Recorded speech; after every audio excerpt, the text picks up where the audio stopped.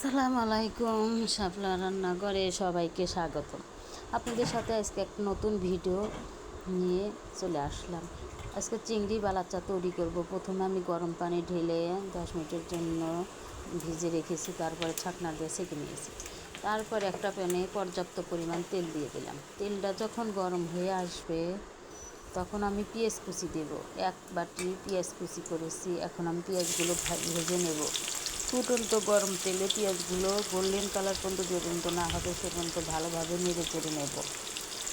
Golden colour হওয়া পর্যন্ত আমি ভালোভাবে উল্টে পাল্টে নেব।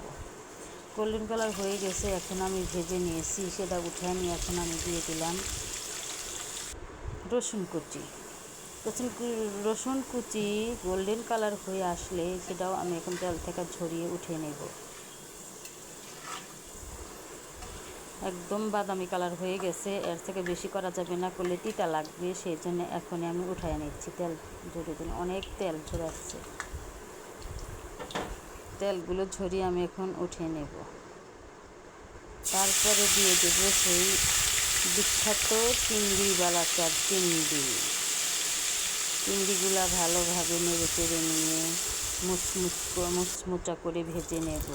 যখন মুচমুচা হয়ে আসছে, এখন আমি একটা ছাকনার সাহায্যে সব ছেঁকে নেব, তেল ঝরিয়ে নেব।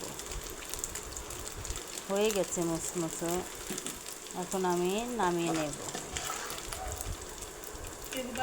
ছাকনার সাহায্যে সব সুন্দর করে নামিয়ে নেব। সেম প্যানে আমি 4টি শুকনো মরিচ দিয়ে দিলাম। একটু ভালোভাবে ভেজে নেব। শুকনো মরিচের কালারটা সুন্দর আসলে ফ্লেভার ভালো আসে। তারপরে সেম প্যানে দিয়ে দিলাম 1/2 টেবিল চামচ লবণ, 2 টেবিল চামচ ভর্তি করে মরিচের গুঁড়ো দিয়ে চুলাটা এখন বন্ধ করে দিব। দিয়ে ভালোভাবে মিশিয়ে নেব লবণ আর মরিচ।